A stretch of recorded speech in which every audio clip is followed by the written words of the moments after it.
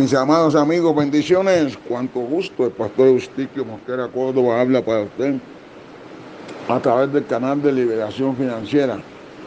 Bendiciones, bendiciones, bendiciones. Hemos comenzado la serie acerca del Espíritu Santo. Y en el tema de ayer hacíamos énfasis que es una persona que tiene ese privilegio de ser convertido. Hay bastante lluvia por acá, está cayendo lluvia pesadita en Bogotá. Y habíamos quedado en Gálatas, en el capítulo 3, verso 16. Pero para hacer un recorderis de lo que habíamos hablado, habíamos hablado en Hechos 13, 19, acerca de, para recibir el Espíritu Santo uno tiene que ser hijo. Y Hechos 8:22 habíamos hablado. También habíamos enfatizado en 1 Juan 1:9 y en San Juan 14:30. Esto es para que usted le coja el hilo a la palabra que hemos venido llevando. Y hablamos también acerca de que una conversión genuina es una conversión donde el Espíritu Santo actúa. Y hablábamos que todo lo que tiene vida tiene del Espíritu, absolutamente. Usted dirá, pero Pastor Mosquera, ¿los borrachos tienen el Espíritu de vida? Pues sí, no han entregado su corazón a Jesús, pero tienen el Espíritu de vida que depende de Dios. Eclesiastés dice que de un espíritu Dios hizo a los seres humanos y también los animales. Así es que para recibir a Jesús debe haber un engendro del Espíritu Santo en los corazones. Es muy interesante. Y habíamos quedado en la obra de la simiente del Espíritu, que tiene que ser coordinada, oiga bien, para la salvación. Debe haber una coordinación completa. Se inmiscuyen el Padre, el Hijo y el Espíritu Santo, porque el Padre es el Padre de todos los seres vivientes de la creación. Él es el dueño de la creación y todos los seres vivientes pertenecen al Padre. Y para la salvación, el Padre tiene que involucrarse. La salvación tiene un tiempo de Dios el Padre. Los otros días estuve meditando bien en forma que nosotros los seres humanos somos contemporáneos con Adán. Existimos desde antes de la creación del mundo. Y Dios hizo un solo paquete de principio a fin para que usted y yo seamos hijos. Somos contemporáneos de Adán con David. Lo que sucede es que la Escritura dice que David vivió los tiempos de su generación que le tocó a vivir. Usted hoy vive en los tiempos que le tocó vivir. Así es que la salvación tiene que involucrarse Dios el Padre para salvar a los seres humanos. Él etiqueta a las personas. Y en ese orden de ideas quiero que usted vaya a San Juan capítulo 6. Yo digo que la salvación es bien profunda y hay que tratar de entenderla. En San Juan capítulo 6, el verso 44, mire lo que dice la Escritura allí. Bendito es el Señor. Jesús, en cuanto a la salvación, dice, miren, nadie puede venir a mí si el Padre que me envió no le trajese, y yo le resucitaré en el día postrero. ¿Quién trae a la gente a los pies de Cristo? El Padre. El Padre los trae a Jesús como Salvador. ¿Con qué obra? Con el Espíritu Santo, porque la Escritura dice que el Espíritu Santo convence al mundo de justicia, de juicio y de pecado, y que comienza a actuar en la salvación, se llama el Espíritu Santo, porque Él comienza a redarguir al mundo entero, a las personas que van a ser salvos. Y ahí en Tito 1:3 dice, y a su debido tiempo manifestó su palabra por medio de la predicación que me fue encomendada. Todo tiene un tiempo. Y también dice, es día aceptable, tiempo de salvación. Pastor Eustiquio, que usted está diciendo, o le estoy entendiendo, que no ore por mi familiar porque Dios de todas maneras lo salva. No, no he dicho eso, ni lo piense así. Lo que he dicho es que sí hay que orar, pero esperar el tiempo cronos de Dios, porque Dios tiene dos tiempos, el kairos y el cronos. Es para darle habilidad y sabiduría al tiempo kairos, y el crono es el tiempo del reloj. Así es que nadie absolutamente puede venir al Señor Jesucristo si no es traído por el Padre. Amén. Mediante la obra del glorioso Espíritu Santo de Dios. Así es que, mis amados hermanos, es el Espíritu el que se encarga de traer los pecadores, impulsarle y decirle, eres pecador, acepta a Jesús, recíbelo, recíbelo, recíbelo. Así es que en la salvación se inmiscuye, se involucra el Espíritu Santo, se involucra el Padre y es involucrado Jesucristo como Salvador. Y el Padre trae a las personas las etiquetas, y mire lo que dice San Juan 6:37, dice, todo lo que el Padre me da, vendrá a mí, y el que a mí viene, yo no le echo fuera. Hay personas que son un regalo del Padre a Jesucristo. Por ejemplo, el día de mi salvación, el Padre dijo, mira Jesús, te tengo a Eustiquio Mosquera para que lo salve. ¿Quién es él? ¿Dónde vive? Bueno, es un chocuano. ¿Y cómo está? Es pecador, es vicioso. Bueno, sálvalo, porque tengo proyectos y planes con él. Así es que Dios etiqueta a los pecadores, Jesús los salva y el Espíritu Santo los trae. Por eso es que él dice aquí, nadie puede venir a mí si no lo he traído por el Espíritu Santo. San Juan 6:44. Ninguno puede venir a mí si primero no es traído por el Espíritu Santo. Y yo lo resucitaré. En otras palabras, ninguno puede venir a mí si el Padre no lo trae. Los dos se involucran. El Padre lo etiqueta para salvación. Jesús es el Salvador y el Espíritu Santo los trae. Por eso que San Juan 6:37 dice, todo lo que el Padre me da, ese vendrá a mí, y al que a mí viene yo no lo voy a echar fuera. La gente son productos de la labor de Dios en los corazones de las personas. Es muy importante entonces la doctrina de la iniquidad, claro que sí, pero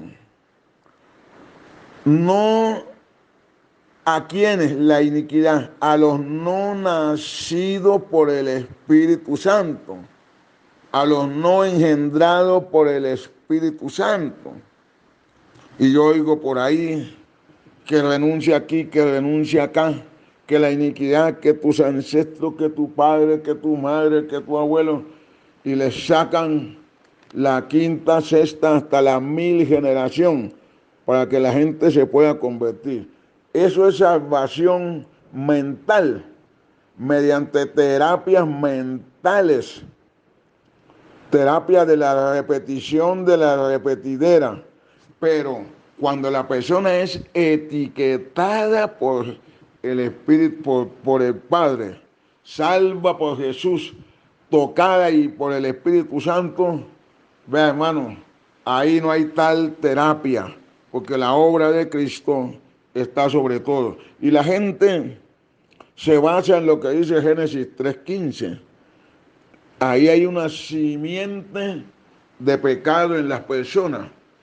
Y la simiente de pecado dice de la siguiente manera: pondré enemistad entre ti y la mujer, y entre tu simiente, la simiente tuya y la de ella.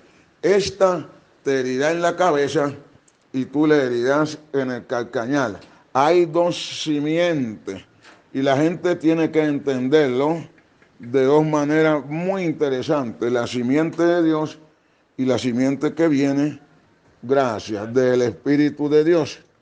Y usted y yo debemos creer en esa palabra. Amén. La simiente de Dios es cuando el Espíritu Santo salva y toca a las personas. La simiente de Satanás es cuando Satanás también lo tiene invadido.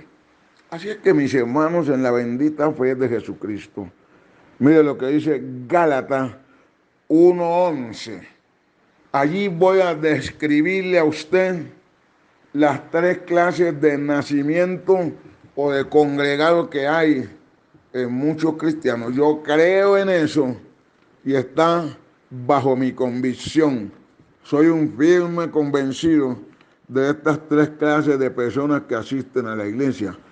El apóstol Pablo en Gálatas 1:11 dice: hermano, mas os hago saber, hermano, que el evangelio anunciado por mí no es según hombre. Hay un evangelio según hombre. Segundo evangelio dice en el verso 2: pues yo ni lo recibí ni lo aprendí de hombre alguno. Hay un evangelio recibido como herencia. Hay otro evangelio que es el aprendido. En el discipulado, la gente lo convence, que en el seminario, que en los estudios. Nunca se me olvida, y lo he dicho más de una vez. En una de las cruzadas de la familia de quien hoy es difunto, el hermano Luis Palau, argentino, hizo el llamamiento y pasaron 50 pastores al altar a recibir a Jesús. Y él les dijo: ¿y ustedes van a recibir a Jesucristo? Y él y ellos le dijeron: sí, porque es que tenemos el título de pastor, pero no hemos aceptado a Jesucristo. Tenemos todos nuestros estudios, pero no hemos recibido a Cristo en nuestros corazones. Entonces, hermanos, una cosa es, escúcheme bien clarito, el evangelio heredado, que es el que la mujer samaritana tenía. Ella era hija de herencia de Jacob, pero no conocía al Señor Jesucristo. De esto yo hablé ayer.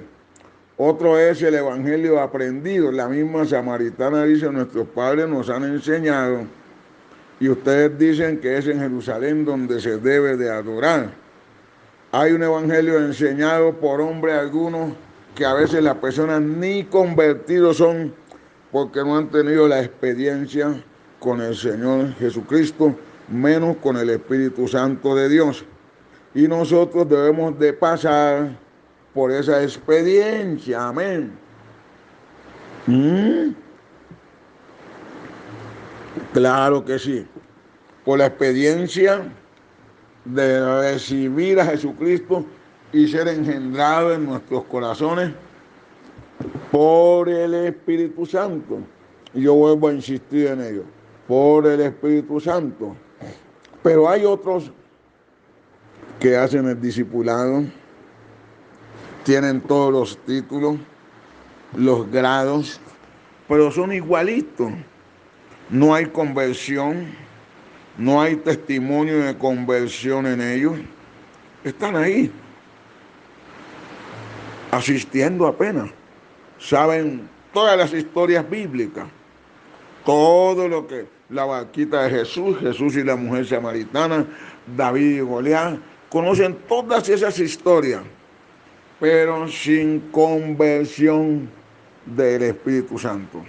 Hay un pasaje más que quiero que lo analicemos, por favor. Primera de Juan, capítulo 13, verso 8. No es el Evangelio, sino epístola de Juan. Primera de Juan 3, 8. Y quiero que lo vea usted y disfrute de esa palabra que te va a bendecir mucho. Mire lo que dice así. Primera de Juan 3, 8.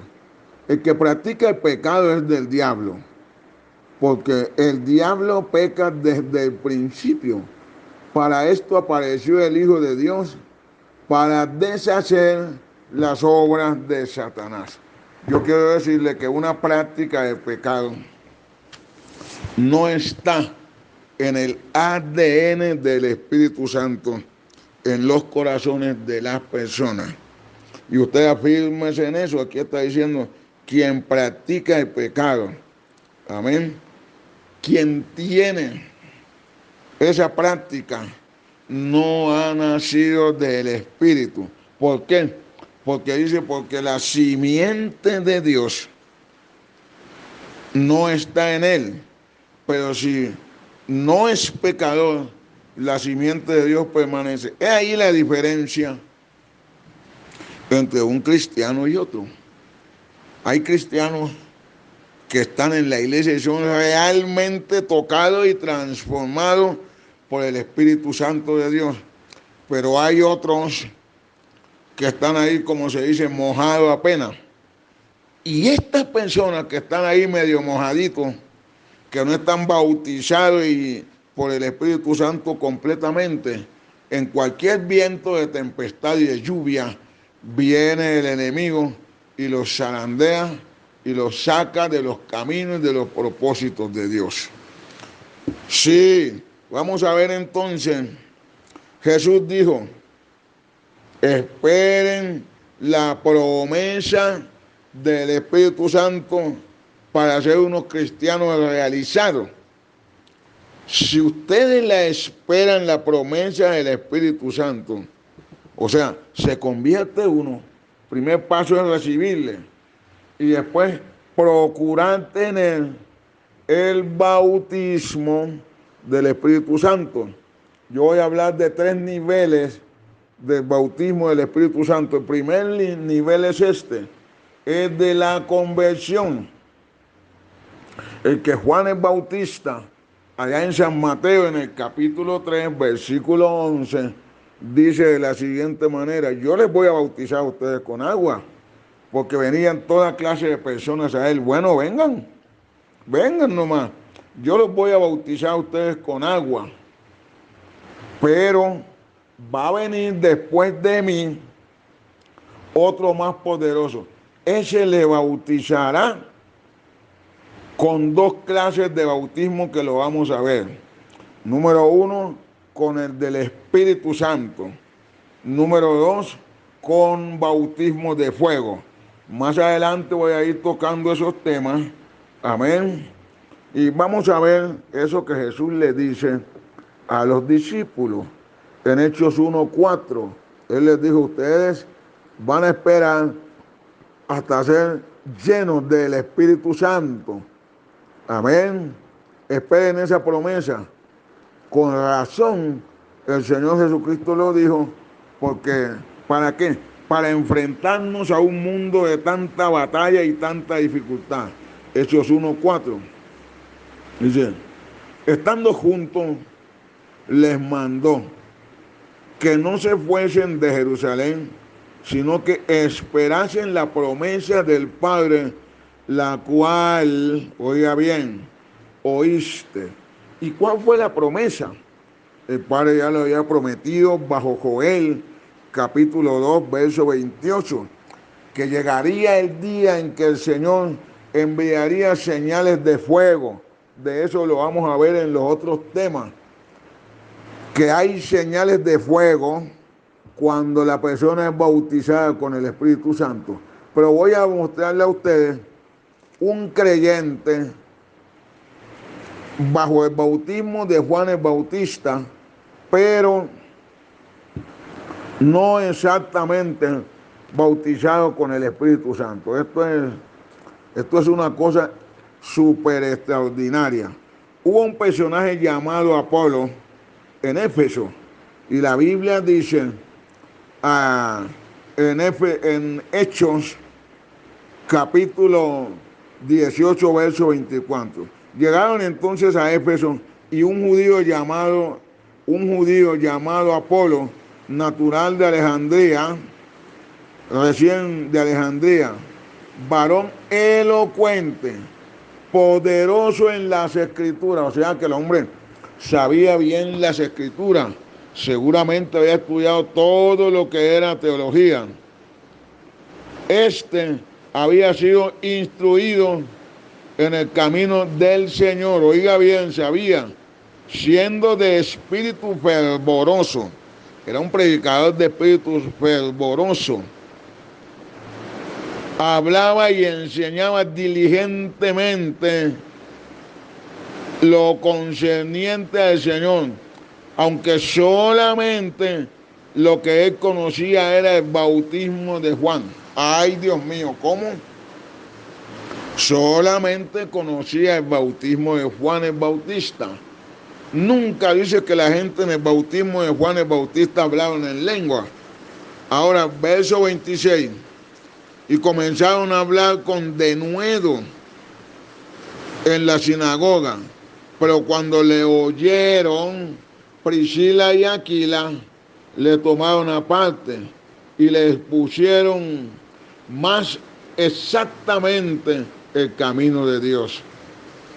Y queriendo pasar de Acaya, los hermanos le animaban y escribieron a los discípulos que le recibieran a este hombre que había sido bautizado. ¿Y sabe qué hizo Pablo?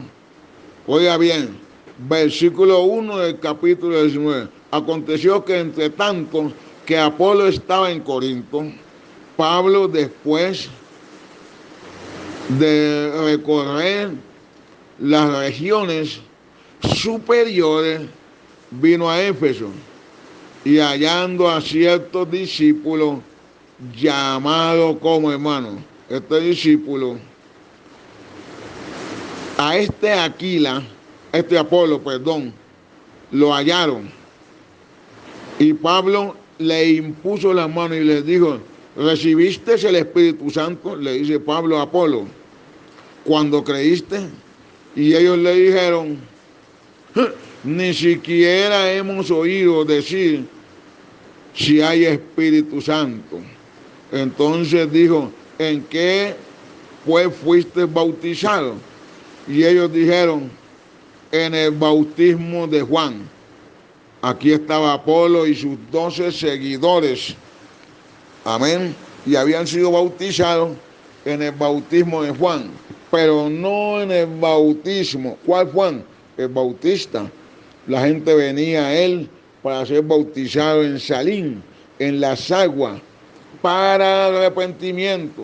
Los que se quieran arrepentir, vengan y los voy a mojar aquí, los voy a bautizar. Eso fue un llamamiento claro. Pero, amados hermanos, hay gente que están viviendo este mensaje teológico. Después, Apolo y Pablo tuvieron una dificultad en Corintio. Pablo dice: cuando yo fui a predicarle a ustedes, yo no fui con el mensaje de Apolo, con humana sabiduría. Ese Apolo era elocuente, con persuasión del Espíritu y de poder. Yo fue con demostración del Espíritu. Yo no fui con palabras de sabiduría. Así es que ese Apolo era un filósofo en la palabra, mas no bautizado con el Espíritu Santo. Fue bautizado con el bautismo de Juan. Por eso es que Pablo les hace la claridad. Bueno, eso que Apolo les enseñó está bueno, pero uno sembró, otro es el que ciega, el que riega. Yo sembré, Apolo lo que hizo fue regar la palabra, pero yo le sembré a ustedes la simiente del Espíritu Santo. Los creyentes debemos tener esa clase de evangelio, ese evangelio de poder. Amén. En el siguiente tema les voy a hablar del segundo bautismo, que es el bautismo con el Espíritu Santo. Ese es buenísimo, ese nos aparta de pecado, pero hay otro bautismo que en un tercer tema de aquí para allá les voy a hablar, que es el bautismo de fuego. El bautismo de fuego es un bautismo diferente al bautismo del Espíritu Santo. ¿Cómo así, Pastor Mosquera? Sí, señor. Hay varias dimensiones del bautismo en el Espíritu Santo. Estaba el bautismo de Juan. Usted sabe que en el Antiguo Testamento estaba también el bautismo de Moisés. ¿Sabía usted eso? ¿Sabía usted que también en el Antiguo Testamento estaba el bautismo de Apolo? Porque Pablo dice que no he bautizado a nadie, pero Apolo también había bautizado. Está el bautismo a nombre de los muertos.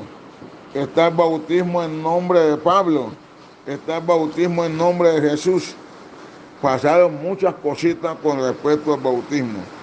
Yo espero que este segundo tema nos traiga claridad.